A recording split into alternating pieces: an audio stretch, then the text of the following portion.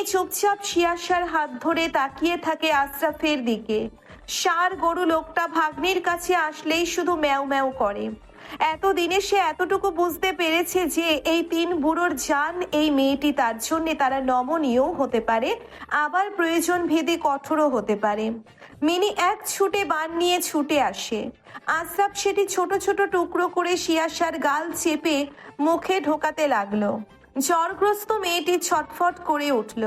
বদ্ধ নেত্রে চড়ানো কণ্ঠে জেদ করতে শুরু করে খাবে না খাবে না। আশরাফ তবুও শোনে না, জোরপূর্বক ঢুকিয়ে দেয়। খানিকক্ষণ বাদেই নরম তুলতুলে বাটারের টইটম্বুর খাবারের মজাদার স্বাদ পেতেই জ্বরগ্রস্ত মেয়েটি চুপচাপ খেয়ে নেয়। আশরাফ মলিন হেসে ওঠে ভাগ্নের কাণ্ড দেখে। এতক্ষণ জোর জবরদস্তি করেও কিছু খাওয়াতে পারেনি। সে ওষুধ খাইয়ে বের হয়ে আসলো সেখান থেকে। তখন কেবল আকাশ থেকে তমসা কাটছে ধীর গতিতে।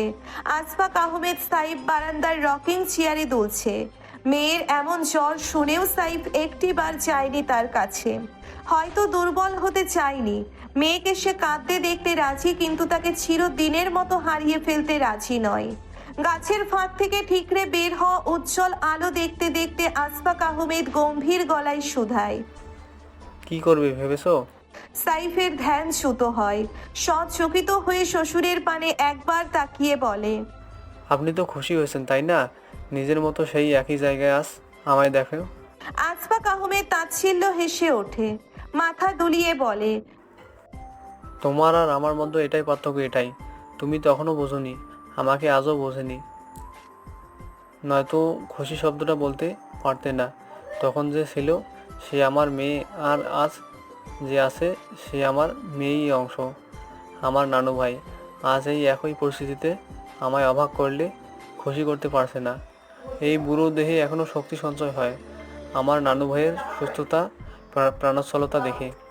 সাইফ কিছু বলল না, তাকিয়ে থাকলো অদূরে কোনো এক অনির্দিষ্ট কিছুতে। বিধ্বস্ত মস্তিষ্ক নানান চিন্তায় আচ্ছন্ন। কি করবে, কি করলে তার মেয়েটা আবারও স্বাধীন জীবনযাপন করতে পারবে, থাকবে না কোনো ভয় ভীতি। অরুণোদয়ের সদ্য আছড়ে পড়া কিরণ ধরণীতে প্রভাব বিস্তারের প্রয়াসে খানিক ব্যস্ত সময় পার করছে। প্রাতকালের তির্যক মিঠা রোদ গাড়ির কাজ ভেদ করে সাইফের মুখশ্রীতে লুটোপুটি খাচ্ছে। সূর্যের সেই মিঠা কিরণে স্পষ্ট বয়সের তাগিদে ঢিলে হওয়া চামড়ার ভাঁজ, নির্ঘুম রাত্রি যাপনের অবসাদ। তবে সন্তানের মঙ্গলের কাছে প্রতিটা বাবার অবসাদ গ্লানি যেন প্রহসন বনে যায়। ফাঁকা রাস্তার সর্বোচ্চ গতিবেগে চলন্ত গাড়িটি ঠিক যেন উড়ন্ত পাখির প্রতিরূপ। সাইফ অনুভূতিহীন ধ্যান জ্ঞান হারিয়ে দিগ্ভ্রান্ত পথিকের ন্যায় ছুটছে একটু আশার আলো দেখার পানে। বুকের ভিতর দাফন দেওয়া দুর্বিষহ স্মৃতিগুলো মস্তিষ্ক জুড়ে উজ্জীবিত হচ্ছে পুনরায়। বহু বছর বাদ আবার এগুলো মাথাচাড়া দিয়ে উঠছে কেন? কি চাই তার কাছে? সৃষ্টিকর্তারই বা কি ইচ্ছে? না চাইতেও তারা আবার কেন জড়িয়ে গেল এই জঘন্য চক্রে? এবারও কি হারিয়ে ফেলবে কিছু? গতিশীল গাড়িটির গতি আরো বাড়ে। এক অসহায় দিশেহারা বাবা ছুটছে দিক বিদিক। এইবার আর সেই ভুল করবে না যা 19 বছর আগে করেছিল। নির্দিষ্ট গন্তব্যে পৌঁছতেই দানবাকৃতির এক গেটের থেকে বাধাপ্রাপ্ত হয় সাইফ। কাজ নামাই সাইফ, মাথা বের করে তাকায় সম্মুখ দুয়ারে থাকা দৈত্যাকার চারজন অস্ত্রধারী দেহরক্ষীর দিকে, যারা ইতিমধ্যেই তার দিকে হস্তাস্ত্র তাক করে রেখেছে। তন্মধ্যে একজন এগিয়ে আসে, রুড়ো গলায় জিজ্ঞেস করে, এ তুই এখানে কি চাই? সাইফ নিজের কার্ড বের করে গার্ডটির হাতে দেয়। গার্ডটি একবার কার্ড আর একবার সাইফের মুখপানে দৃষ্টিপাত করে, তারপর হাত ছেড়ে যেতে দিতে বলল। বিশাল আকৃতির গেটটি খুলে গেল অনতি বিলম্বে। সাইফ গাড়ি নিয়ে সোজা ভেতরে চলে যায়। যেতে যেতেও আরো 2টা গেট বাঁধে। 2 দফা তাকে চেক করা হয়। তবে খানিক অবাক করার বিষয় হলো সকলেই তাকে চেনে। নির্দিষ্ট কক্ষে পৌঁছালে তার রক্ত চলাচল বৃদ্ধি পায়। দেহে অজানা উত্তেজনা ভর করে। এই উত্তেজনা ভয়ের নাকি অভ্যন্তরীণ চেপে রাখা প্রতিশোধের নারকীয় যন্ত্রণার। অফিস রুমের চাকচিক্যময়তা এতটা তীব্র যেন ক্ষণকাল বাদেই মুক্তা ঝরে পড়বে। চারিদিকে চোখ বুলিয়ে সাইফের ওষ্ঠকোণে ম্লান হাসি ফুটে ওঠে। দৃশ্যমান অর্থে মুক্তা ঝরলেও তার চোখে মনে হলো যেন রক্ত ঝরছে। হাজার হাজার মানুষের রক্তের বিনিময়ে এই চাকচিক্যময়তা যেখানে তার অংশও রয়েছে, একই নিদারুণ যন্ত্রণা। তার হাত পা কাঁপছে কেন? সাইফের কাঁপন থেমে যায় কারোর আকস্মিক ক্ষিপ্ত আলিঙ্গনে। সাইফ অনড় দাঁড়িয়ে থাকে আলিঙ্গনরত ব্যক্তির পৃষ্ঠদেশে, আলতোভাবে হাত রেখে বলে উঠল, তার কোনো সংযোগ নেই এসব কিছুর সাথে। ঠিক আধা ঘন্টা বাদ সাইফের গাড়িটি ওই একই দানব আকৃতির গেট পেরিয়ে বের হয়। তবে গতি যেন পায়ে হাঁটার গতির সমান। গাড়িটির চলনের গতি দেখলে বাহির থেকে যে কেউ মনে করবে গাড়ি নিয়ে শো অফ করছে। তবে অন্দরের খবর তো সর্বদা দৃষ্টি নিবদ্ধ হয় না। সাইফের দেহ বারংবার ছেড়ে দিচ্ছে, কিন্তু সে সামলে নিচ্ছে। গাড়িটি চালানোর শক্তি ক্রমেই হ্রাস পাচ্ছে। কানে বাজছে সদ্য কর্ণকুহরে প্রবেশ করা আর্ত চিৎকার। চোখে নিবিষ্ট ওই চিরচেনা টানা টানা চোখ দুটোর অশ্রুসিক্ত চাহনি। দেহ যে ক্রমশই তার স্বকীয়তা হারাচ্ছে। শরীর ঘেমে উঠছে সেই চিরচেনা কণ্ঠের আর্ত চিৎকার যদি শিয়ার আর্ত চিৎকারে পরিণত হয়। দেহ মস্তিষ্ক শূন্য হয়ে পড়ে সাইফের। গাড়ি তার গতি হারায়। শারীরিক অস্বস্তি টের পেয়ে তাড়াহুড়ো করে গাড়ি থেকে নামে। ফুটপাতের পাশে দাঁড়াতেই হাঁটু গেড়ে বসলে গল গল করে বের হয়ে আসে পেট থেকে সব। ঊর্ধ্বশ্বাসের কারণে নাকে মাথায় উঠে গেল খানিকটা বমি। কাঁচতে কাঁচতে এক সময় পানির প্রয়োজনীয়তা তীব্রতর হয়ে উঠল। গাড়ি পর্যন্ত গিয়ে পানি খাওয়ার শক্তি আপাতত দেহ সঞ্চার করতে পারছে না। এহেন মুহূর্তে কেউ দেবদূত হয়ে পানি এগিয়ে দিলে সে বিলম্বহীন তা নিয়ে নেয়। সাহায্যের পরিমাণ কয়েক গুণ বাড়িয়ে কেউ আবার পিঠেও চাপড় দিতে লাগলো।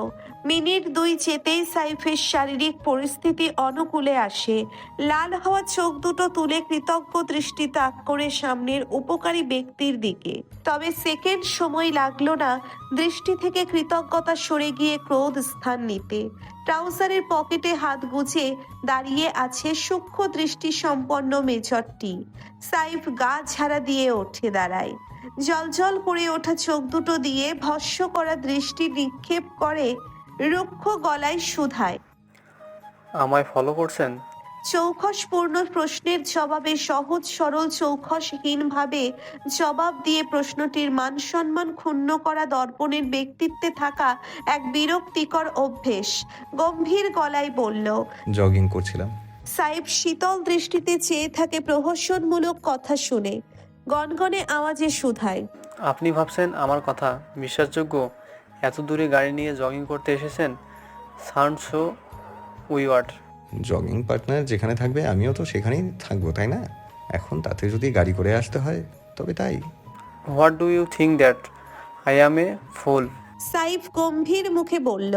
দর্পণ মৃদু হেসে এক পা এগিয়ে আসে তীক্ষ্ণ দৃষ্টি উপেক্ষা করে বলল, আপনার চৌকসতা আমার উপর বিশেষ প্রভাব ফেলত।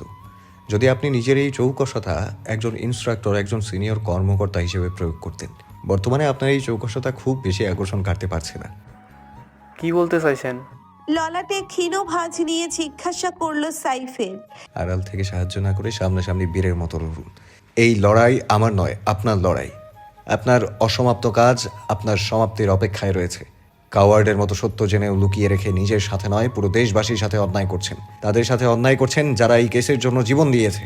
এতটুকু বলে দর্পণ তপ্তশ্বাস ফেলে। কণ্ঠ শীতল নমনীয় করে আবারও বলে, নিজের সন্তানদের সাথেও অন্যায় করছেন যারা দুনিয়াতে না এসেও দুনিয়ার সবচেয়ে নিকৃষ্টতম মৃত্যু পেয়েছে। সাইফ বিস্ফোরিত নয়নে তাকালো দর্পণের দিকে। দৃষ্টি চুরি করা শুরু করলো। এলোমেলো দৃষ্টি ফেলে পা বাড়ায় পেছনের দিকে। দর্পণ আবারও তেজি কণ্ঠে পেছন থেকে বলে ওঠে, আপনার মতো প্রতিনিয়ত এমন আরো অনেকে নৃশংসতার শিকার হয়েছে হবে। তবুও আপনি প্রতিবাদ না করে মুখ বুজে থাকবেন, ভয়ে লুকিয়ে থাকবেন। আটকে রাখা অস্ত্রগুলো থেকে অবাধ্য ছোটাছুটি করা দস্যি কয়েক ফোঁটা জল গড়িয়ে পড়ল। ভারী দস্যিপনা করে অশ্রুগুলো। কোনো বাধা মানে না তাদের কাজ গড়ানো, যে কোনো মূল্যে গড়াতেই হবে। অসহনীয় যন্ত্রণায় মন মস্তিষ্ক জমে গিয়েছে সাইফের। আর নিতে পারছে না সাইফ। দর্পণের কথা শোনে তবুও থামে না, সোজা গিয়ে গাড়িতে উঠে বসে। সে একটা কাওয়ার্ড, বীর সাহসী প্রতিবাদী। এই সকল শব্দ তার জন্যে নয়, আর কখনোই এই শব্দগুলো তার নামের পাশে যুক্ত হবে না, কখনোই না। যে করেই হোক এখন শুধু শিয়াকে এই সব থেকে বের করে দূরে পাঠিয়ে দেবে। বহু বছর আগে যেমন পালিয়েছিল আবারও পালিয়ে যাবে, কারণ সে একটা কাওয়ার্ড।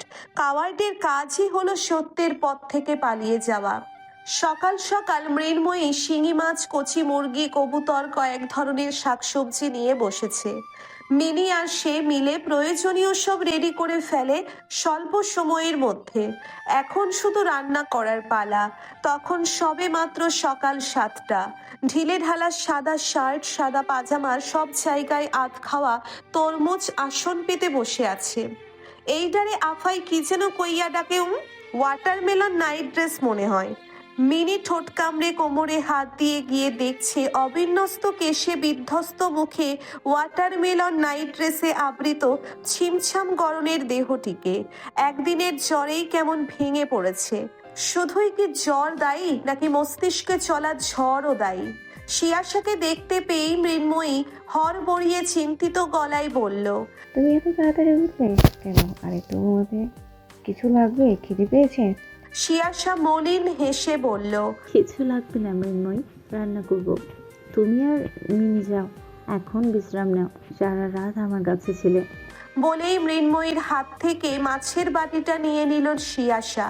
মৃন্ময়ী তৎক্ষণাৎ বাটিটা কেড়ে নিয়ে বলল, কখনো না, তুমি যাও, আমি রান্না করছি। এই শরীর নিয়ে রান্না করার প্রয়োজন নেই। আমাকে দেখার মতো অনেক মানুষ আছে মৃন্ময়ী, কিন্তু তার রান্না ছাড়া আর কেউ নেই। আমার রান্না তার খুব পছন্দের, তৃপ্তি করে খায়। তুমি দাও, আমি একদম সুস্থ আছি দেখো, তার জন্য রান্না করতে পারলে পুরোটা সুস্থ হয়ে যাব। শিয়াশা মলিন কণ্ঠে বলল। ইতিমধ্যেই অক্ষিপটে অবাধ্য অশ্রুরা ভিড় জমিয়েছে। ভালোবাসা বুঝি সকলকে এতটা দুর্বল করে দেয়? মৃন্ময়ী আর কথা বাড়ায় না, সব এগিয়ে দেয় শিয়াশাকে। দুজনকে যেতে বললেও দুজনে এক পাও নড়ল না, বরং রান্নাঘরে আড্ডার মজলিস তৈরি করে নিয়েছে। মিনিদের বাড়ি থেকে পাঠানো মুরগি আর চা খেতে খেতে তিনজনে রান্না বসিয়ে কিচেন ক্যাবিনেটের উপর পা ঝুলিয়ে বসে বসে চা খেয়েছে আর আড্ডা দিয়েছে। মিনিকে কিভাবে বাহিরে পাঠাবে তার পরিকল্পনা করেছে, বুঝিয়ে দিয়েছে কিভাবে দিয়ে আসতে হবে দর্পণের বাসায় খাবারগুলো। আশরাফ জগিং থেকে সবে মাত্র বাসায় ঢুকেছে। জুতো খুলে দরজা লাগতেই কেউ বেরো বেরো বলে চিৎকার করে উঠল। আশরাফ চোখ গরম করে তাকায় লিলির দিকে। বেয়াদব মহিলা তার বাড়ি থেকে তাকেই বেরিয়ে যেতে বলছে। হেসে উঠল রাগে, কোমরে বেঁধে ঝগড়া করার জন্যে উদ্যত হলো। রাগান্বিত গলায় শুধোয়, এই অসভ্য মহিলা, আমার বাড়িতে আমি ঢুকবো তাতে তোর বাপের কি? গতকাল রাতে ঘরে এসেছে পরই খিদে খিদে বলে চেঁচিয়েছে, তাই সে রেগে বলেছিল, নিজের বাড়ি গিয়ে খা, বেরো আমার বাড়ি থেকে। তারপর থেকে যেই ঘরে ঢুকবে তাকেই বলবে বেরো বেরো। আশরাফের কথার প্রেক্ষিতে লিলি কিছুক্ষণ চুপ করে তাকিয়ে থাকে। কথার আগা গোড়া কিছুই বোঝেনি সে, শুধু কানে ঢুকেছে বাপের কি, কি করবে তাই যতটুকু শুনেছে ততটুকুই চেঁচিয়ে বলতে শুরু করলো, বাপের কি, বাপের কি, বাপের কি। আশরাফ আরো কিছুক্ষণ ঝগড়া করে খেপতে খেপতে নিজের ঘরে চলে গিয়েছে। দর্পণের ঘরে আস্তে আস্তে 9:30 বেজে যায়। 5:30টার দিকে বের হয়েছিল জগিং এর উদ্দেশ্যে। শিয়াশার ফোন থেকে সে সাইফের ব্যক্তিগত নাম্বার সহ কিছু ইনফরমেশন কালেক্ট করে সেই তথ্যের ভিত্তিতেই সুবেদার জানায় সাইফের কারেন্ট লোকেশন বান্দরবান সদর থেকে দূরবর্তী কোথাও। এত ভোরে নিশ্চয়ই কোনো অফিসিয়াল কাজ থাকবে না, সেই আন্দাজেই তারা পিছু নেয় সাইফের। ওই বাড়িটি সম্পর্কে সব তথ্য কালেক্ট করুন। কে থাকে, কার সাথে দেখা করতে গিয়েছিল সাইফ চৌধুরী, আর সবসময় নজর রাখবেন বাড়িটির উপর। দিলজার সুবেদার বিনীত ভঙ্গিতে মাথা নেড়ে বলল, ওকে স্যার। আপনারা এখন আসতে পারেন। আগামী সপ্তাহে জেনারেল স্যার আসবেন, সকলে তৈরি থাকবেন। স্যার কোনো রকম বিশৃঙ্খলা অপরিচ্ছন্নতা পছন্দ করে না, সকলে যেন ডিসিপ্লিন মেনটেন করেই চলে, এদিকটা লক্ষ্য রাখবেন। বলেই দর্পণ কাউচ ছেড়ে উঠে দাঁড়ায়। দিলজার সুবেদার বের হয়ে যেতেই দর্পণ দরজা আটকে ঘরে আসে। ডাইনিং রুম ক্রস করতে গেলে টেবিলের ওপর অনাকাঙ্ক্ষিত টিফিন বক্স দৃষ্টি আকর্ষণ করে। সে এগিয়ে গিয়ে টিফিন বক্সটা নেড়ে ছেড়ে দেখতে লাগলো। টিফিন বক্স ভর্তি খাবার, মুখে স্মিত হাসি ফুটে উঠল। তার জন্যে চিন্তা করার মানুষ যে একজনই। বক্স খুললেই নাসারন্ধ্রে প্রবেশ করে সুস্বাদু খাবারের লোভনীয় ঘ্রাণ। খিদের মাত্রা কয়েক গুণ বেড়ে গেল। কাল বিলম্ব না করে প্লেট নিয়ে বসে পড়ে খেতে। একটু পরে সেনানিবাসে যাবে। আপাতত ফিল্ডের ডিউটি অফ, অফিসিয়াল ডিউটিরত থাকবে। যতক্ষণ পর্যন্ত শারীরিক সুস্থতার নিশ্চয়তা প্রদান করা হবে ততক্ষণ পর্যন্ত অফিসিয়াল কাজেই কার্যরত থাকতে হবে। মেয়ের সাথে কথা বলা তো দূর, চোখ তুলেও তাকায় না সাইফ। শিয়াশা বারবার তাকিয়ে থাকে বাবার দিকে, যেন একটু তাকায় তার দিকে, আর আদুরে গলায় বাচ্চা বলে ডাকে। তবে কথা না বললেও রোজকার নিয়ম সাইফ ভঙ্গ করেনি। রোজ সকালে একটা করে চিকেন বান এনে টেবিলে রেখে দেবে। শিয়াশা হাসি মুখে সেটি তৃপ্তি সহকারে খাবে। ডাক্তারদের পড়ার শেষ নেই, জানার শেষ নেই। তারা যত পড়বে তত ভালো ও উন্নত চিকিৎসা সেবা দিতে পারবে। এই রাত তখন 12:20। অশ্রুসিক্ত নয়ন দুটোতে ইংরেজি অক্ষরগুলো বারংবার ঝাপসা হয়ে আসছে। মাঝে মধ্যে ওষ্ঠদ্বয় কেঁপে উঠছে, কান্না উপচে বেরিয়ে আসার জন্য। সর্বদা হাসি খুশি প্রাণবন্ত থাকা মেয়েটা যে এমন প্রতিকূল পরিস্থিতি মেনে নিতে পারছে না। মস্তিষ্কে এক প্রকার যুদ্ধ চলছে বাবার বলা আদেশ এবং নিজের মধ্যে লালন করা অনুভূতির সাথে। মনকে প্রশান্ত করতে পারবে সেই উপায়টুকুও নেই। লোকটার সাথে কথা বললে নিশ্চিত সব ঠিক করে দিত। 3 দিন যাবৎ একটি বার ওই পুরুষালী প্রশান্তিমাখা আওয়াজটুকুও শুনতে পারেনি শিয়াশা। অনুভূতির প্রখরতা বাঁধ ভাঙা, তাই এতটুকু দূরত্ব তাকে শঙ্কিত করছে। বাবা যত যাই বলুক না কেন, দর্পণের সাথে যোগাযোগ থাকলেও সে এতটা ভেঙে পড়তো না। বাবা কি তাকে কিছু বলেছে? সে কি ভুল বুঝছে তাকে? মেসেজ সিন করছে না, ফোন বন্ধ। তার কাছে তো দর্পণের পার্সোনাল নাম্বার ছাড়া অন্য কোনো নাম্বার নেই। দর্পণ দেয়নি। মন মস্তিষ্কে চলা যুদ্ধ, মানসিক চাপ অশ্রু হয়ে গড়িয়ে পড়তে লাগলো। তার ঘোর ভাঙে মোবাইল নামক যন্ত্রটির উৎপাতে। সে তড়িৎ গতিতে ফোনটা হাতে নেয়। স্ক্রিনে দৃষ্টি নিবদ্ধ হতেই কান্নারত মুখশ্রীতে হাসি ফুটে উঠল। সাথে সাথে রিসিভ করে কানে ঠেকায়। অপেক্ষা করে তৃষ্ণার্ত কর্ণদয় শ্রুতিমধুর ওই পুরুষালী আওয়াজ শুনতে।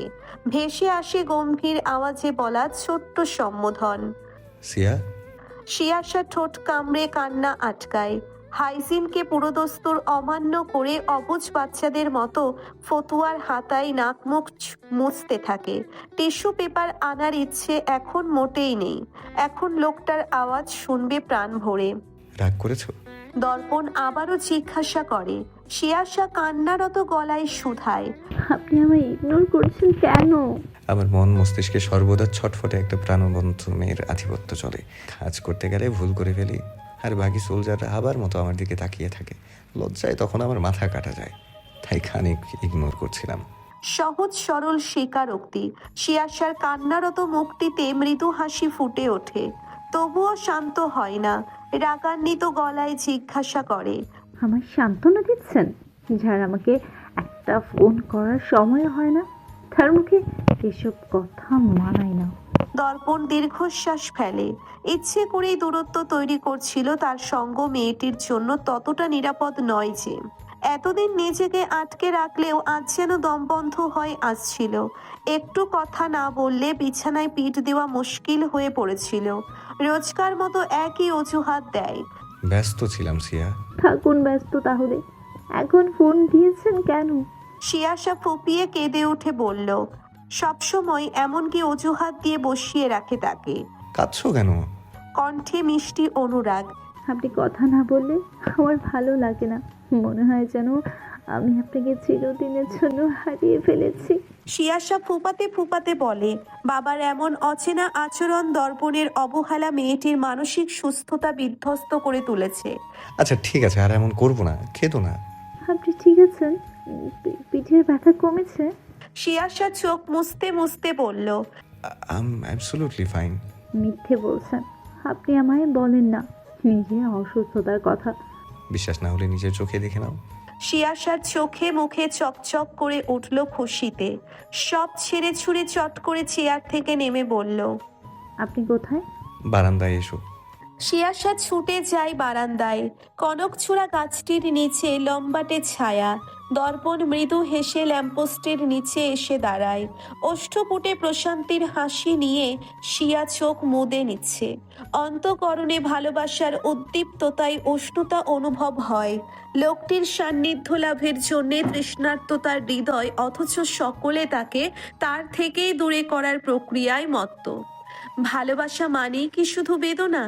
জীবনে প্রথমবার অনুভব করতে পারে শিয়াশা, লোকটিকে হারিয়ে ফেললে সে নিজেকে খুইয়ে ফেলবে। ম্লান কণ্ঠে শুধায়। একটু আসি। দর্পণের মুখশ্রী গম্ভীর হয়। খানিক কঠিন গলায় বলল, no, it's already 12:30 and you are still crying. আমি শুধু তোমায় দেখতে এসেছিলাম, এখনই চলে যাব। লম্বাকৃতির জলের ফোয়ারা গড়িয়ে পড়ল। তীর তীর করে কাঁপতে থাকা ওষ্ঠদ্বয় ফের আলাদা হয়, অনুনয় করে বলে, আপনার সাথে যোগাযোগ না করতে পারলে সারা রাত কাঁদতে হতো। একটু আসি প্লিজ। দর্পণ ফোঁস করে উষ্ণ নিঃশ্বাস ত্যাগ করে। সে কখনো পেরে ওঠে না সম্মুখের নারীটির সাথে। সাই জানিয়ে বলল। কাম। শিয়াশা তড়িৎ গতিতে এগিয়ে যায় লিভিং রুমের দিকে। আলো নিভিয়ে রাখা। মিনির ঘরে শুধু আলো জ্বলছে। আলো জ্বালিয়ে ঘুমায় মেয়েটা আশরাফের অত্যাচারে। যেন আশরাফ ভাবে ও পড়ছে। সে পেছনের গেটের চাবি নিয়ে বেরিয়ে যায় মন্থর গতিতে। বের হলেই দেখতে পায় দর্পণ দাঁড়িয়ে কিছুটা দূরে অন্ধকারে। শিয়াশা এগিয়ে যেতেই দর্পণ গম্ভীর গলায় বলে, গানের মুখে থেকেও যেই মেয়েটা নিজের সত্যতা প্রকাশে বাক বিতণ্ডা করে গিয়েছে নির্ভয়ে স্পষ্টভাবে, সামনের ব্যক্তিকে সেই পরোয়াটুকুও করেনি, সেই মেয়েটির থেকে এমন আচরণ মানতে কষ্ট হচ্ছে আমার। পাল্টা জবাবও সাথে সাথে আসে। বাসায় আসা 10 মিনিট পর্যন্ত হাঁটু কেঁপেছিল। আমি কোনো বোকা নই যে যার তার সামনে নিজের ভয় প্রকাশ করব। আর আমাকে কেউ কিছু বলার সাহসও পেত না। তাই সামনের ব্যক্তিকে সেটা পরোয়া করার প্রশ্নই আসে না, যেহেতু আমি নিরপরাধী। শিয়াশা গম্ভীর গলায় বলল। দর্পণ ফিক করে হেসে উঠল শিয়াশার কথায়। মেয়েটির হাঁটু কেঁপেছিল ভয়ে, অথচ কি সাহসিকতা তেজ নিয়ে তার সাথে ঝগড়া করেছিল। শিয়াশা চোখ ভরে দেখে নেয় হাস্যরত সুঠাম দেহে সুশ্রী গড়নের শ্যাম সুন্দর পুরুষটিকে। আবদারের সুরে বলে, একটু জড়িয়ে ধরি। দর্পণ হাসি থামায়, হাত দুটো মৃদু প্রসারিত করে বক্ষ দেশ উন্মুক্ত করে দেয় নারীটির প্রবেশার্থে। মোহনীয় কণ্ঠে বশ্যতা স্বীকার করে বলে, this man is always for you ma'am. যখন যেখানে যেভাবে চাইবেন তখন সেভাবে সেখানে পাবেন। নারীটির চাহনির গভীরতা পরিবর্তন হয়। সহসা লেপ্টে যায় প্রশস্ত বুকটিতে। বদ্ধ নেত্রে নিজের মর্জি জানিয়ে বলে, I want you always talk with me. I want you as a shelter when rain you drop aggressively. I want you always when I need a strong support. I want you to wipe my tears. But you are told that I never get you by my side. প্রশস্ত খালি বুকটাতে যেন ছোট্ট নরম তুলতুলে এক আদুরে বিড়াল ছানার রাজত্ব। কোথাও কোনো ফাঁক নেই। খাঁচে খাঁচে নারীটির দাপটে রাজত্ব চলছে। লম্বা আবদার জুড়ে শুধু তাকে চাই নারীটি। একরাশ মুগ্ধতা নিয়ে দর্পণ পরম যত্নে মাথায় হাত বুলিয়ে দেয় বুকে থাকা মেয়েটির। শীতল কণ্ঠে বলল, আমার প্রতিটা ক্ষণ তোমার হোক, তোমার সব ইচ্ছা পূরণ হোক। বাবা আমাদের মানতে চাইছে না। শিয়াশা বুক থেকে মাথা তুলে তাকিয়ে বলল। দর্পণ মৃদু হেসে আশ্বস্ত করে বলল, এত চিন্তা করো না, দিন শেষে তুমি এইভাবে এই বুকেই থাকবে, তাতে যত ঝড়ঝাপটা আসুক না কেন। এতটুকুই যথেষ্ট ছিল শিয়াশাকে শান্ত করার জন্য। দীর্ঘ এক আলিঙ্গন শেষে শিয়াশা ঘরের দিকে পা বাড়ায়। গেট খুলে ঢুকতেই সে খানিক চমকে উঠল। আশরাফ পিঠ ঘুরিয়ে দাঁড়িয়ে আছে, তাকে পাহারা দিচ্ছিল। শিয়াশাকে দাঁড়িয়ে থাকতে দেখে আশরাফ তাকে তাড়া দিয়ে বলে, তাড়াতাড়ি ঢোক, তালা দেব, আমার ঘুম পেয়েছে। শিয়াশা হেসে ফেলে, হাঁটতে হাঁটতে চেঁচিয়ে বলে ওঠে। ওই বুড়ো, তুমি অনেক ভালো। আশরাফ কটমট করে তাকায় শিয়াশার দিকে। আবার সেই বুড়ো? আশরাফ ঢুলতে ঢুলতে নিচের ঘরে যাচ্ছে। শিয়াশাকে চুপি চুপি ঘরের বাইরে যেতে দেখেই বের হয়েছিল। মেয়েটাকে একা ছাড়ার সাহস তার মধ্যে আর নেই। তাই তো মামা হয়েও লাজলজ্জা জলাঞ্জলি দিয়ে গেটের পাশে দাঁড়িয়ে দাঁড়িয়ে ভাগ্নিকে পাহারা দিয়েছে। বাহ, কি সুন্দর! তার মতো মামা প্রত্যেকটা ভাগ্নি ডিজার্ভ করে। ভাগ্নি প্রেম করবে আর মামা পাহারা দেবে, অসাধারণ। খিটখিটে মেজাজে হাঁটতে লাগলো। এই তার ঘরের চার রমণী তার জীবনটাকে একদম মুড়ি ভাজা বানিয়ে রেখেছে। তন্মধ্যে ওই লিলি নামক বেয়াদব মহিলা বেশি জ্বালাতন করে। তার ঘরে খাবে, তার হাতে খাবে, আবার তাকেই ঘর থেকে বের হতে বলে, অসহ্য। চার রমণীর গুণগান গাইতে গাইতেই চোখ যায় মিনির ঘরের চাপিয়ে রাখা দরজার দিকে। আলো জ্বলছে। বাব্বা, মেয়েটা আজ এত রাত অবধি পড়ছে। মনে মনে খুশি হয়ে গেল আশরাফ। ভাবলো কাল এর জন্য কিছু উপহার দেবে। সে হাসি মুখে মিনির ঘরে ঢুকলো। অমনি ধপ করে তার হাসি হাসি মুখটা নিভে যায়।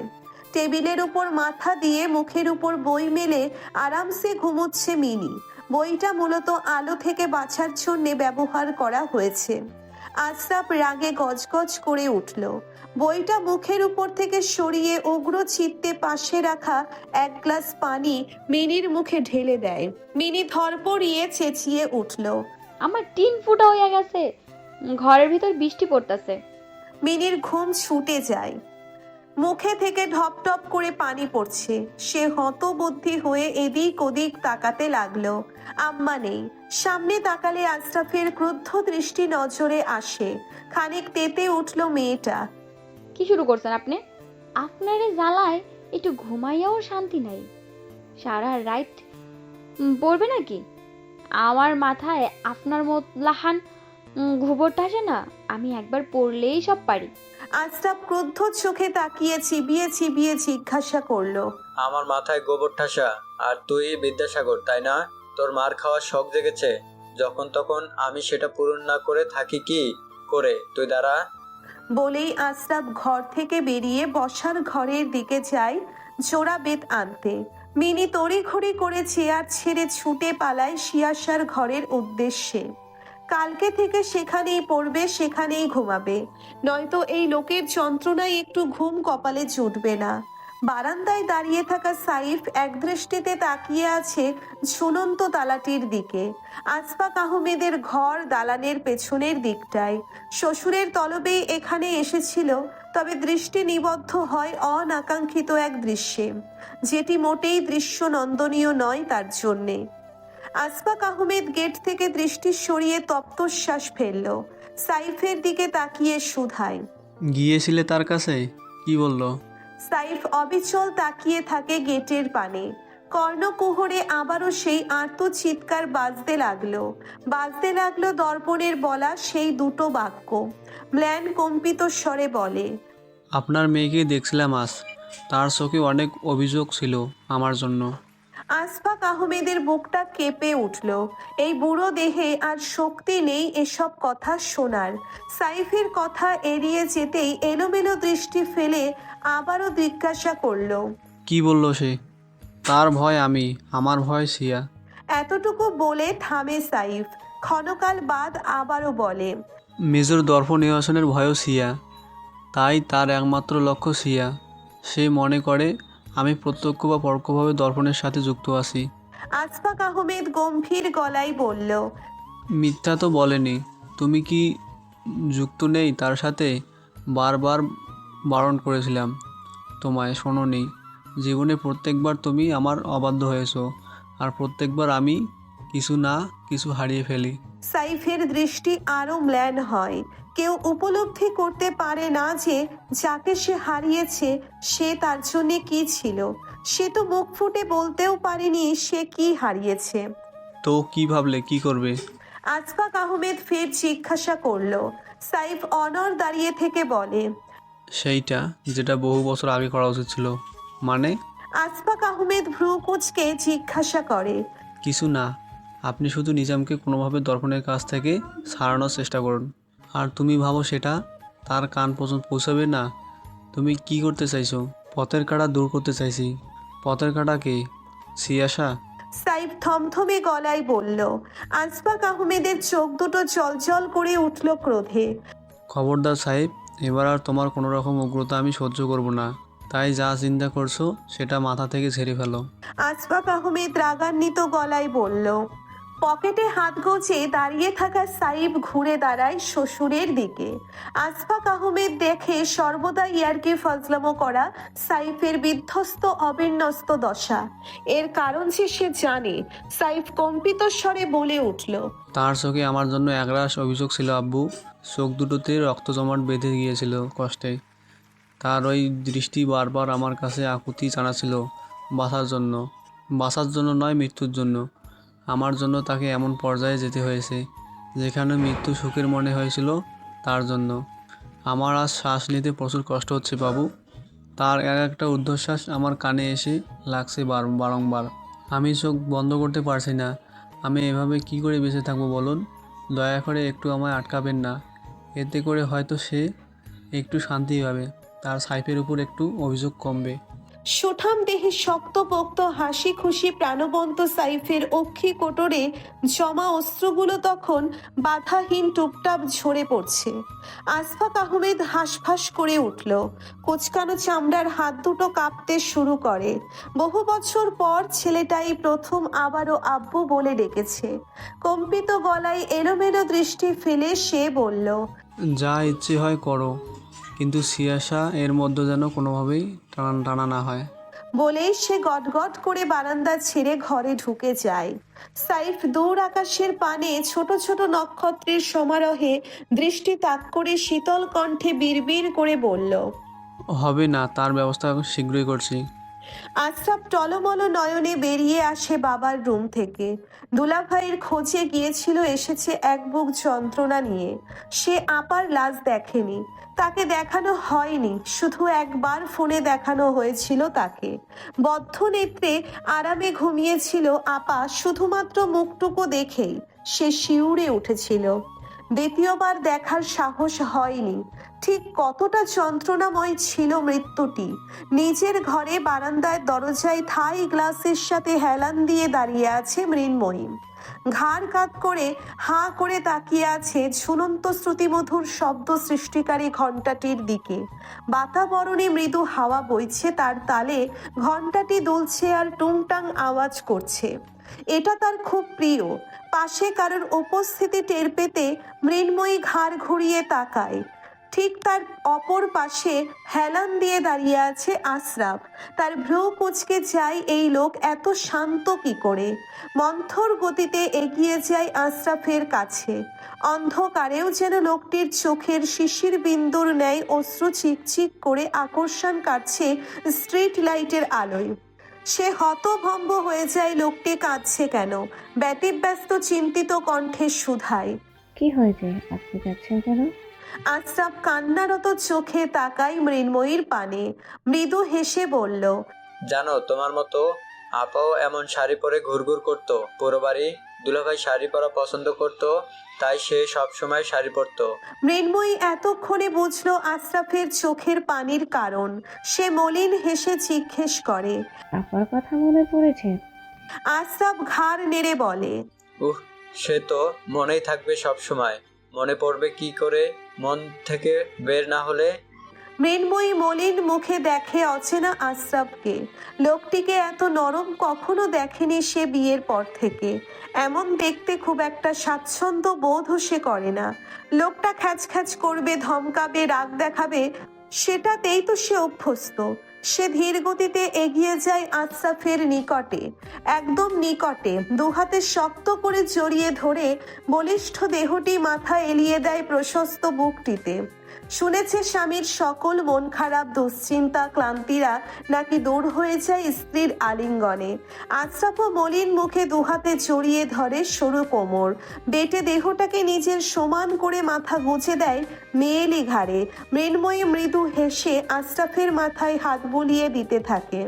নিজের সব দুঃখ ভুলে আশরাফ প্রশান্তি খুঁজে স্ত্রীর কাছে। বেশ খানিকক্ষণ পরে আশরাফ ঘাড় থেকে মাথা তুলে তাকায় মৃন্ময়ীর মুখপানে। মৃন্ময়ী পরম যত্নে তার ললাটে ঠোঁট ছুঁয়ে দেয় দীর্ঘ সময় নিয়ে। আশরাফ চোখ বুজে নেয় স্ত্রীর কাছ থেকে পাওয়া প্রথম স্পর্শে। শীতল কণ্ঠে শুধায়, একটু প্রশান্তির প্রয়োজন মৃণীয় দেবে? মৃন্ময়ী খানিক ভরকে যায় লোকটির মুখে প্রথম নিজের নাম স্বাভাবিকভাবে শুনতে পেয়ে। প্রশ্নের মর্মার্থ বুঝতে পেরে লাজুক হাসি ঠিকরে বের হয়ে আসে ওষ্ঠপুটে। তৎক্ষণাৎ ঘাড় গুজে দেয় পুরুষালী গলদেশে, দুহাতে শক্ত করে জড়িয়ে ধরে গলদেশ।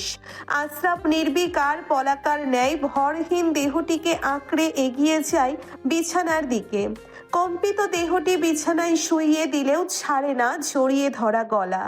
আশরাফ মৃদু হেসে রুক্ষ দাড়িযুক্ত মুখটা ঘষে দিল নরম লাজে আরক্ত গালে। বাকি রাতটুকু আশরাফ নিজের বেসামাল ছোঁয়ায় স্ত্রীর সবটুকু নিজের আয়ত্তে নিয়ে নেয়। আবেশিত মুহূর্তে স্ত্রীর নিকট নিবেদন করে নিজের মধ্যে লালন করা অনুভূতি। জানায় ৩৫ বছরের এক আধবুড়ো কিভাবে সেই প্রথম দিন থেকে ভীতু মেয়েটি ভীত চাহনিতে প্রেমে পড়ে এবং আজ পর্যন্ত পড়ছে। ভীতু মেয়েটির বিয়ের কথা শুনে পাত্রের সকল খোঁজ খবর বের করেছে। যখন দেখেছে পাত্রপক্ষ খারাপ, তখন নিজ দায়িত্বে শিয়ার কাছে সেগুলো এক্সপোজ করেছে। সে জানে শিয়া কখনো অন্যায় সহ্য করতে পারে না, আর মৃন্ময়ীর সাথে তো একদমই না, যার বদৌলতে আজ সে তার স্ত্রী। মৃন্ময়ী অবাক পানে শুনে যায় ধূর্ত লোকটির কথা। বিয়ে ভেঙেছে এই লোক, বিয়ে করার কারসাজিও করেছে এই লোক, অথচ বিয়ের দিন থেকে তার সাথে এমন আচরণ করছে যেন তাকে জোর করে বিয়ে দেওয়া হয়েছে, আর সে তার ঘাড়ের উপর জোর করে চেপে বসেছে। আশরাফ তখন হেসে কুটি কুটি, মৃন্ময়ী তখন জঙ্গলি ইঁদুর ছানার ন্যায় খামচে দেয় হলো বেড়ালকে। তবে আজ আর কাঁপাকাঁপি করে ঘর কাঁপায়নি মৃন্ময়ী, এবং স্বামীর নিবেদন করা ভালোবাসায় মুগ্ধ হয়ে তাকেও ভালোবাসার স্বামীয়ানায় ঢেকে দিয়েছে। সিরাজগঞ্জের ছাওল গ্রামের ছোট্ট একটা দারিদ্র পরিবারের ছেলে ওয়ালিউল্লাহ মাহমুদ। দুই ভাই এক বোনের মধ্যে সে ছিল বাবা মায়ের সবচেয়ে বড় সন্তান।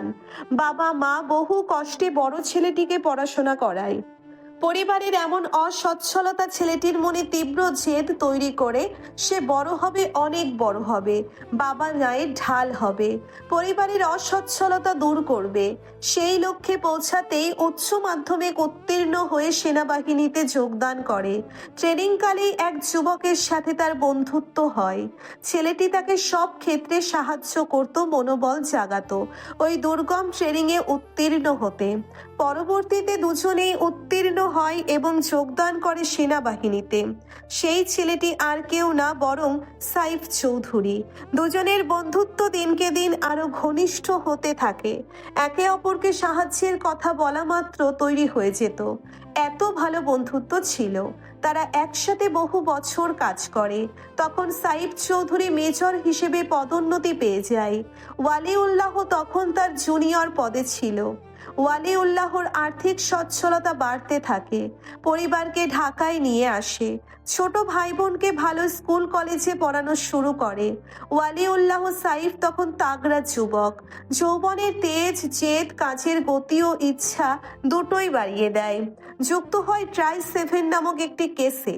তন্মধ্যে ওয়ালিউল্লাহর ছোট বোন সবেমাত্র 18তে পদার্পণকারী এক পরিস্ফুটিত ফুল। সেই ফুলটি আক্রান্ত হয় এক কঠিন রোগে, তার দুটো কিডনি বিকল হয়ে যায়। ওয়ালিউল্লাহ বোনের চিকিৎসায় কোনো কমতি রাখেনি। অবশেষে ছোট্ট মেয়েটির ওপর আল্লাহ তাআলার দয়া হয়, একটি কিডনি পাওয়া যায়। সেই একটি কিডনি ট্রান্সপ্লান্ট করা হয়।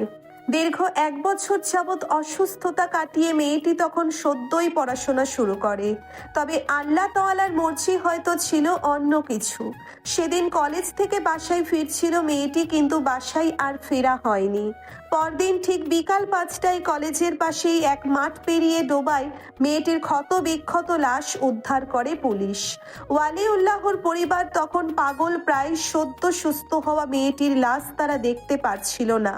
আশ্চর্যের বিষয় হলো উক্ত ঘটনায় ওয়ালিউল্লাহকে একদম নির্লিপ্ত দেখা যায়। এমনকি বাবা মায়ের করাও মামলাও সে নিজ দায়িত্বে উঠিয়ে নেয়। তার ঠিক 2 দিন পর মেজর সাইফের স্ত্রী আশা চৌধুরী মারা যায়। লম্বা জীবন কাহিনী পড়ে দম নেয় দর্পণ। হাতের ফাইলটি এগিয়ে দেয় সম্মুখে নতমস্তকে গায়ের ভর ছেড়ে ম্লান চিত্তে বসে থাকা মেজর ওয়ালিউল্লাহর দিকে। দর্পণ রাগ কন্ট্রোল করতে না পেরে হাতের পেপার ওয়েটটা ছুঁড়ে মেরে নিজের চেয়ারে ধপ করে বসে পড়ে। বান্দরবানে পোস্টিং নেওয়ার ইচ্ছে তার কখনোই ছিল না, কিন্তু 1.5 বছর আগে ট্রাই-7 কেসটি সম্পর্কে উড়ো ভাষা কিছু কথা শোনে, যা ট্রাই-7-এর অসমাপ্ত ঘোষণা করার কারণের সাথে মিলছিল না। কেননা মেজর ওয়ালিউল্লাহ এবং জেনারেল আশফাক আহমেদ ব্যতীত যারা এর সাথে যুক্ত ছিল তাদের মধ্যে হয় কেউ মারা গিয়েছে, নয় চাকরি ছেড়ে দিয়েছে। মূলত সেই থেকেই ট্রাই-7 নামক কেসটিতে সে প্রচুর আগ্রহ খুঁজে পায়। তাই সে ইচ্ছে করে ঢাকা থেকে বান্দরবানে পোস্টিং নেয়। সুবেদার দর্পণের কামরার সামনে এসে দাঁড়ায় বিনীত ভঙ্গিতে বলে, স্যার আপনাকে ডাকা হচ্ছে মিটিং রুমে। সকাল 10টা। সেনানিবাসে প্রবেশের প্রশস্ত রোডটির 2 পাশে শৃঙ্খলাবদ্ধভাবে দাঁড়িয়ে আছে সৈন্যরা। অফিসের প্রবেশদ্বারে ঊর্ধ্বতন কর্মকর্তারা শৃঙ্খলাবদ্ধভাবে সিনা চওড়া করে দাঁড়িয়ে আছে। তন্মধ্যেই 4টে গাড়ি ঢুকে সেনানিবাসের প্রধান গেট পেরিয়ে সাথে সাথেই সকলে সশব্দে সেলুট দিয়ে দাঁড়িয়ে পড়ে। দর্পণ সহ ঊর্ধ্বতন সকল কর্মকর্তারাও একইভাবে দাঁড়িয়ে আছে। বর্তমান সেনাপ্রধান জেনারেল ইফতিসাম এনাম প্রসন্ন হলেন সোলজার সদের শ্রদ্ধাবনত মুখশ্রী দেখে। সে মৃদু হেসে এগিয়ে যায় ঊর্ধ্বতন কর্মকর্তাদের কাছে, একে একে সকলের সাথে কৌশলাদি বিনিময় করলেন। বহুদিন বাদ না, বহু বছর বাদ তিনি বান্দরবানে পা রেখেছেন। এখানকার বাতাবরণ সর্বদা তার জন্য অনুকূল এবং প্রশান্তির। কৌশলাদি বিনিময় করতে করতেই জেনারেল এনাম মেজর ওয়ালিউল্লাহর সামনে এসে দাঁড়ায়। ওয়ালিউল্লাহ বিনীত ভঙ্গিতে সালাম নিবেদন করে হাত বাড়িয়ে দেয়। জেনারেল এনাম মৃদু হেসে মেজর ওয়ালিউল্লাহর আগাগোড়া পর্যবেক্ষণ করে। প্রগাঢ় হেসে বলল, বলিষ্ঠ দেহে বয়সের ছাপ পড়েছে মেজর। হাত না বাড়িয়ে গলা জড়িয়ে ধরলেন। কতদিন বাদ দেখা গেল, একটু খোঁজখবর তো নিতে পারেন। ঢাকায় গেলেও দেখা হয় না তেমন। বলেই সে মেজর ওয়ালিউল্লাহকে জড়িয়ে ধরল। মেজর ওয়ালিউল্লাহ ঠোঁট টেনে হাসি ফুটিয়ে তোলে। সবশেষে দর্পণের কাছে আসতেই দর্পণের মুখে হাসি ফুটে ওঠে। কর্মজীবনের এই টার্মটাতে লোকটার সাথে তার ভালো একটা বন্ধু সুলভ বন্ডিং তৈরি হয়েছে। শ্রদ্ধা নিবেদন করে সেও হাত বাড়িয়ে দেয় তার দিকে। জেনারেল এনাম প্রফুল্ল হেসে উঠল। অত্যাধিক পরিমাণে স্নেহের কণ্ঠে বলল, কামান ইয়াং ম্যান, এসব ফর্মালিটি বাদ দাও, বুকে এসো তাড়াতাড়ি। বান্দরবনে তুমি কি এমন মধু পেলে যে এখান থেকে নড়ছই না? বুড়ো এই বন্ধুটাকেও ভুলে গিয়েছো? দর্পণ হেসে আলিঙ্গন করে তার সাথে। দর্পণ মাথা নেড়ে সম্মতি জানিয়ে সকলে একসাথে ভেতরে চলে গেল। থেকে যায় একমাত্র মেজর ওয়ালিউল্লাহ, যে পাথরের ন্যায় নিশ্চল নিঃসার দাঁড়িয়ে। দর্পণ হেঁটে গিয়েও আবার পেছনে ফিরে আসে। মেজর ওয়ালিউল্লাহ সচকিত হয়। ঘন ঘন মাথা নেড়ে বলল, চলো। বোর্ড মিটিং রুমে সকলে থমথমে মুখে বসে আছে। দর্পণের সূক্ষ্ম দৃষ্টিতে ক্রোধের আভাস। জেনারেল এনাম নিজামের মুক্তির পরোয়ানা জারি করতে এসেছে, সেটাও আবার কোনো ক্ষমতাশালী মন্ত্রীর সুপারিশে। জেনারেল এনাম ক্রুদ্ধ দৃষ্টি নিক্ষেপ করে নিজের পথ ঘোরায়। নিজাম ক্যান্টনমেন্টের রোড থেকে বের হতেই 3 রাস্তার মোড়ে এসে দাঁড়ায়। সম্মুখের রাস্তায় 2টো গাড়ি দেখতেই তার মুখে হাসি ফুটে ওঠে। অদূরে নিজের গাড়িতে থাকা দর্পণ সূক্ষ্ম দৃষ্টিতে সেদিকে তাকিয়ে এয়ার প্যাডে থাকা সুবেদারকে কমান্ডো দেয়। সুবেদার দিলজার 2 দিক থেকে গাড়ি নিয়ে এগিয়ে আসে। নিজাম নিজের গাড়ির দিকে এগোতেই দেখতে পেল 3 রাস্তা থেকেই 3টি গাড়ি তার দিকে প্রবল বেগে এগিয়ে আসছে। সে ভ্রু কুঁচকে একবার নিজের গাড়ির দিকে আর একবার দুই পাশের 2 গাড়ির দিকে তাকায়। অস্বাভাবিক কিছু আন্দাজ করতে পেরেই সে পায়ের হাঁটার গতি দৌড়ে পরিণত করে, কিন্তু কেউ কিছু বোঝার আগেই সেকেন্ডের মাঝে কোত্থেকে যেন 3 রাস্তার মোড়ে মানুষের ভিড় জমে যায়।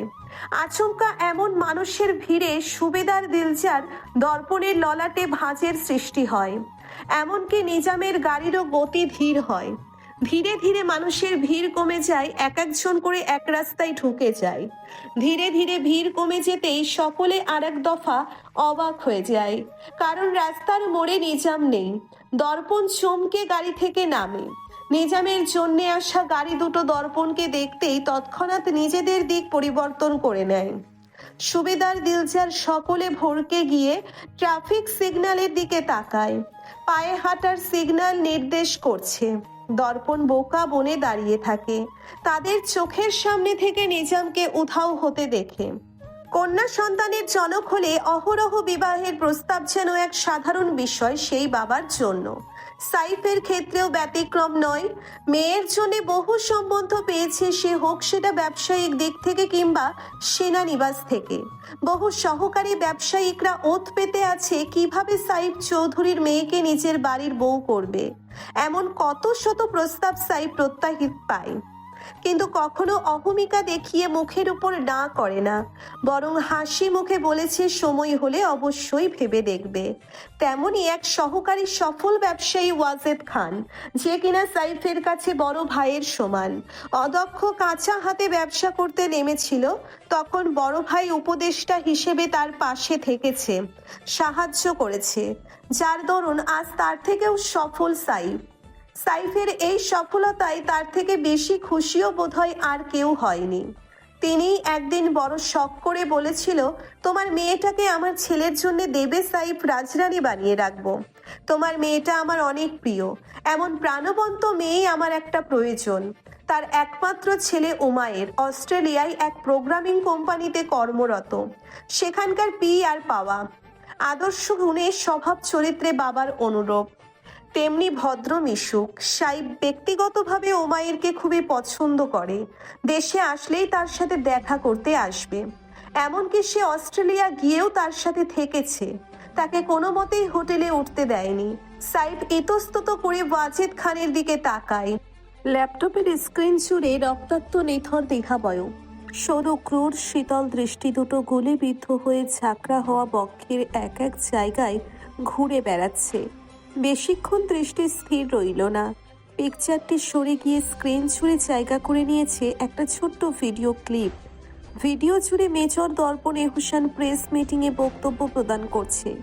এটা নিয়ে তার মাথা ব্যথা না থাকলেও শেষের বাক্যটি কেন জানি তার বুকে খঞ্জর ঢোকানোর মতো আঘাত হানছে।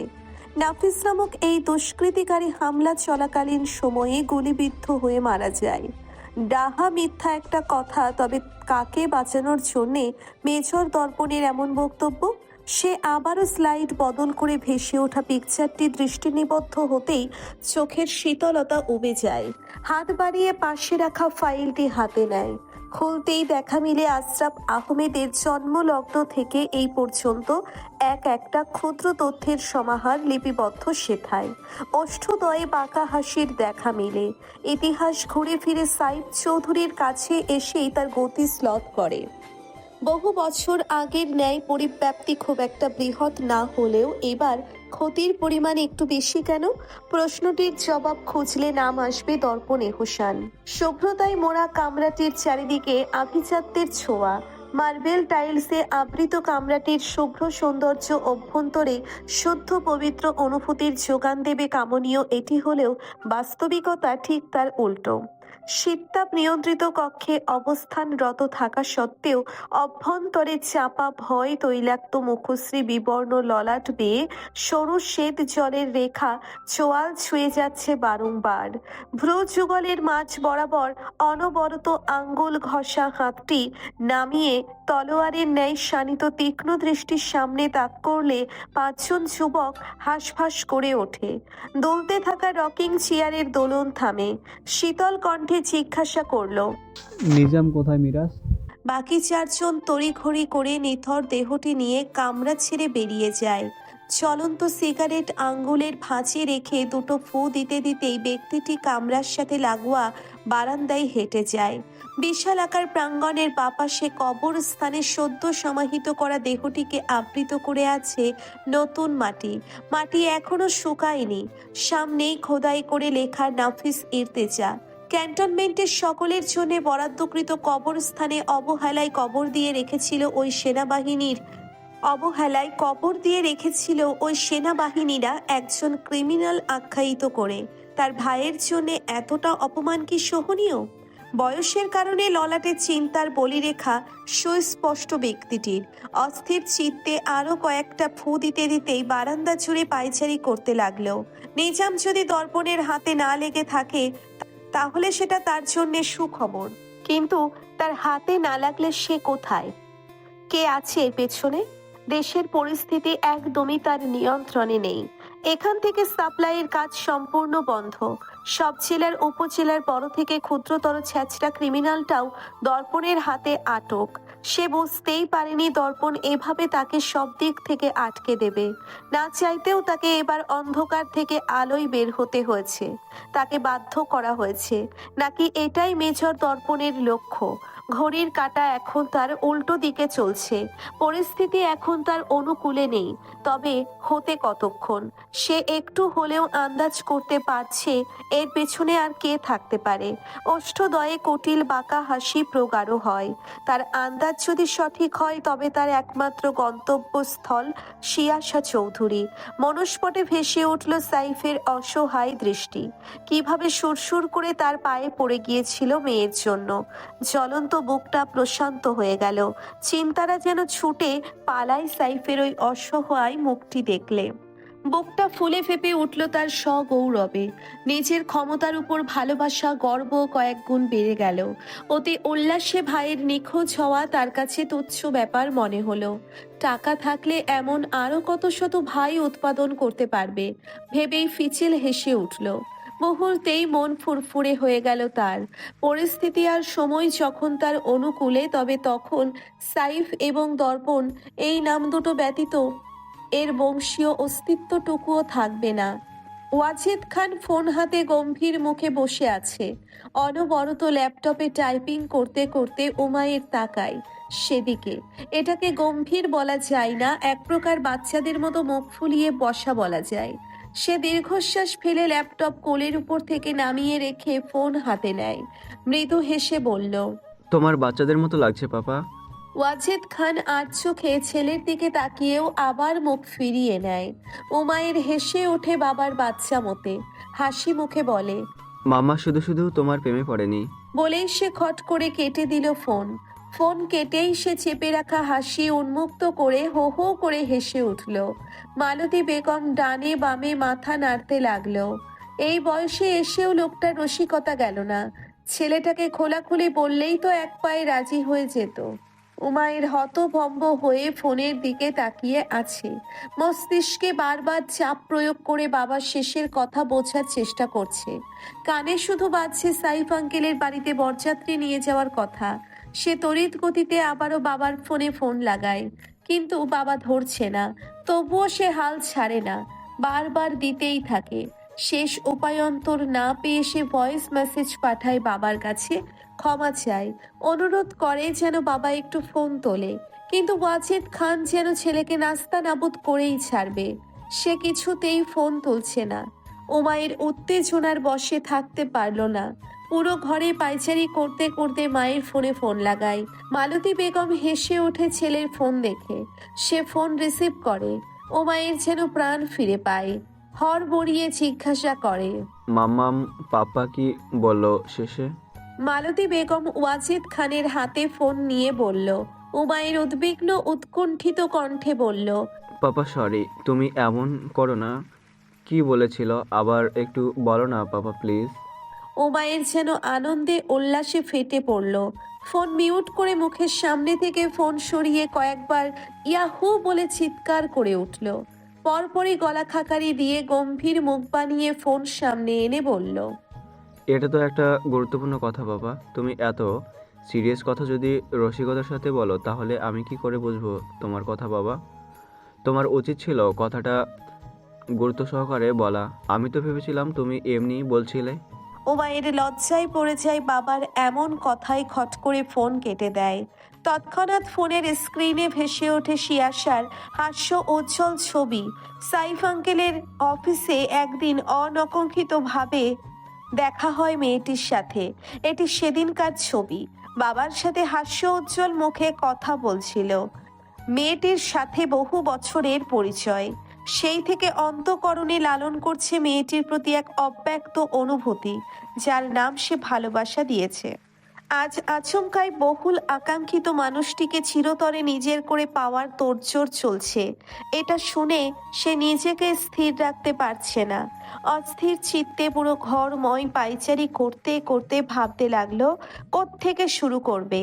শিয়াশার জন্যে শপিং করবে নাকি শিয়াশার মনের মতো করে নিজের ঘরটা আগে ডেকোরেশন করবে, নাকি অফিস। ওহ শিট, সে তো গুরুত্বপূর্ণ কাজটাকেই ভুলে যাচ্ছে। তৎক্ষণাৎ কাপড় বদলে ছুটে বেরিয়ে গেল অফিসের উদ্দেশ্যে। বসের পা ধরে হলেও ছুটি নেবে, নয়তো চাকরিই ছেড়ে দিবে। ভ্যাপসা গরম আষ্টে গন্ধ বাতাবরণকে দুঃসহনীয় করে তুলেছে। বিশাল আকার ধুলোময় গোডাউনের মাঝ বরাবর চেয়ারে হাত পা বাঁধা অবস্থায় পড়ে আছে নিজাম। নিজামের চেতনা ফিরছে ধীর গতিতে। ক্ষীণ আলোয় আলোকিত বিশাল আকার কামরা। চেতনা একটু ফিরতেই শরীর ব্যথায় চির বিরিয়ে উঠল নিজামের। সে সচকিত হয়, তবে পরিস্থিতি বোঝার সুযোগ দেওয়া হয় না। তৎক্ষণাৎ তার মুখ শরীর ঝলসে গেল গরম পানির ছোঁয়ায়। গলা ফাটিয়ে চিৎকার করে উঠল নিজাম অসহনীয় তাপে চর্ম পোড়া ব্যথায়। বালতি হাতে মেহমাদ দূরে সরে আসে। ক্যাচক্যাচ শব্দ করে গোডাউনের দরজা খুলে সবে মাত্র ঢুকলো সাইফ। বা গায়ে কোট খুলে শার্টের হাতা গুটিয়ে মেহমাদের পাশে থাকা টেবিলের কাছে চলে যায়। নানা ধরনের ইম্পর্টেন্ট ধারালো অস্ত্রের সমাহার টেবিলটিতে। সেগুলো নেড়েচেড়ে দেখতে দেখতে মেহমাদের উদ্দেশ্যে শুধায়, আমার জন্য শার্ট আনিয়েছো? মেহমাদ ঘন ঘন মাথা নেড়ে বলল, হ্যাঁ স্যার, ড্রাইভার একটু আগে দিয়ে গেল। অস্ত্রগুলোর মাঝ থেকে সাইফ সরু তীক্ষ্ণ শানিত এক ছুরি হাতে নেয়। ঘড়ির দিকে তাকিয়ে দেখে 2টো বেজে গিয়েছে। সে মেহমাদের উদ্দেশ্যে ফের বলে, সিয়াশার হসপিটাল আওয়ার শেষ হতে আর বেশিক্ষণ নেই, তুমি চলে যাও। হসপিটালের এদিকটা আমি দেখে নিব। মেহমাদ বেরিয়ে পড়ে সাথে সাথে। সাইফ অন্যান্য গার্ডদেরও গোডাউন থেকে বেরিয়ে যেতে বলে। সকলে বেরিয়ে গেলে সাইফ ধীর পায়ে হেঁটে নিজামের সামনে দাঁড়ায়। নিগুড় দৃষ্টিতে পর্যবেক্ষণ করে তার আগাগোড়া। উদাম গায়ে ছোট্ট একটা শর্টস পরা, শরীরের খুব কম জায়গা খালি আছে, যেখানে জ্বলন্ত রোডে দগ্ধ সরু পোড়া দাগ নেই। শরীরের জ্বলন সহনীয় মাত্রায় পৌঁছতেই নিজাম আধো আধো চোখ মেলে তাকায় সামনের দিকে। জিভ থেকে তার লালা গড়িয়ে পড়ছে তার। সাইফের উৎসুক দৃষ্টি নজরে আসতেই সে চমকে ওঠে। চোখে মুখে আতঙ্ক ছড়িয়ে পড়ে। পেছনকার ইতিহাস ঘাটলে এতটুকু বেশ বুঝতে পারে আজ আর তার রেহাই নেই। সাইফ মিষ্টি হাসি উপহার দেয় নিজামকে। অত্যন্ত নমনীয় কণ্ঠে শুধায়, ভালো আছিস নিজাম? কতদিন পর দেখলাম। না না, কত বছর হবে তাই না? তুই দেশে এসেছিস এতদিন জানতাম না, জানলে আরও আগে দেখা করতাম। কোন দুনিয়ায় যে ছিলাম আমি এতদিন তো আমি নিজেই জানি না। কত কিছু ঘটে গেল আমার আড়ালে। যাক, কোনো ব্যাপার না, দেরিতেই হোক দেখা তো হলো তোর সাথে। এতদিন পর দেশে আসলি যে? আমি শুরু করতে চাইনি, আমায় জোর করা হচ্ছে। তোর ভাইয়ের পায়ে পর্যন্ত পড়েছি, তাও সে মানলো না যে আমি এইসব কিছুর সাথে জড়িত নেই, বরং পূর্ণ ক্ষত তাজা করে দিয়েছে আরও। সে আমার পরের দিকে নজর দিয়ে বসেছে। এটা কি আমি সহ্য করব বল? আমি তো বেঁচে আছি ওর জন্য, তাহলে কি লাভ হলো? ওকে বিপদের মুখে ফেলে দেখতেই হলো, তাই নিরুপায় হয়ে আবারও অস্ত্র হাতে তুলতে হয়েছে। তবে এবার আর ওই আইনের অসহায় লোক হয়ে নয়। এইবার আমার আর কোনো বেড়িবাঁধ নেই, বাধ্যকতা নেই, নিয়ম শৃঙ্খলা নেই। এইবার আমি মুক্ত, নিজের মর্জি মতো নিজের আইন প্রতিষ্ঠিত করব, যা ইচ্ছা। নিজাম এবারও হাসে, জিহ্বা দিয়ে ঠোঁট ভিজিয়ে অশ্লীল ভঙ্গিতে বলল। সম্পূর্ণ করতে পারল না পুরো কথা, তার আগেই নিজামের মুখ ছিঁড়ে কণ্ঠনালী পর্যন্ত ঢুকে গেল ধারালো ছুরিটা। হাত পা বাঁধা নিজাম গলা কাটা মুরগির ন্যায় ছটফট করতে লাগলো। সাইফ দাঁত খিঁচে আরেকটু চেপে দেয় ছুরিটা, সাবধানী কণ্ঠে বলে, ইস, আমার সিয়া, আমার পরি একদম পবিত্র সত্তা। তোর এই নোংরা মুখে ওর নাম উচ্চারণ করলে ও নোংরা হয়ে যাবে। আমি কখনোই আমার সিয়াকে নোংরা হতে দেব না, বুঝেছিস? সাইফের পা ঘেঁষে রক্তের স্রোত। সাইফ তাকায় নিজামের দিকে, দেহ ভারসাম্য ত্যাগ করার জন্য প্রস্তুত। সে উদ্বিগ্ন হয়ে নিজামের দড়ি খুলে দিল। নিজামের চোখ দুটো দুহাতে মেলে দেখতে লাগলো তার চোখে রক্ত উঠেছে কিনা। না, ওঠেনি। সে উদ্বিগ্ন কণ্ঠে তার গালে চাপড় দিয়ে বলল, এই নিজাম, ওঠ ওঠ, মরিস না এত তাড়াতাড়ি। তোর চোখে তো রক্ত ওঠেনি, রক্ত ওঠা পর্যন্ত তোকে সহ্য করতে হবে ব্যথা। আশুর চোখে তো রক্ত উঠছিল, তার মানে তুই ওর মতো কষ্ট এখনো পাসনি, তাই না? দাঁড়া। বলেই সে আরো দুটো ছুরি রড আনলো, এনে বেধরম মারতে লাগলো রড দিয়ে। মারছে আর দেখছে তার চোখে রক্ত উঠেছে কিনা। শেষে উপায় অন্তর না পেয়ে ছুরির আঘাত করতে লাগলো বাহাতে মুখে। এই সাইফকে চেনা মুশকিল। সে উন্মাদ উদ্ভ্রান্তের মতো আচরণ করছে, যেন দুনিয়ার কোনো দিকে তার খেয়াল নেই। তার একমাত্র খেয়াল নিজামের চোখে রক্ত ওঠাতে হবে। হাত ঝাঁকড়া করে ফেললো ছুরির আঘাতে, ফিসফিসিয়ে বলল, এই হাত অভিশপ্ত। এই হাত কতটা হিংস্র ছিল আমার আশুর জন্য। এই নিজাম, তুই চিৎকার করছিস না কেন? চিৎকার কর। আর তুই আরামে ঘুমিয়ে আছিস কেন? ওঠ নিজাম, ওঠ। এই উঠছিস না কেন? ওঠ ওঠ।